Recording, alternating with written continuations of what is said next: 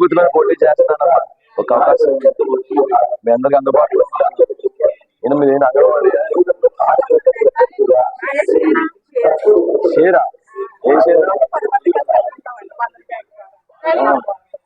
Nice nice అవకాశం ఉండమ్మా.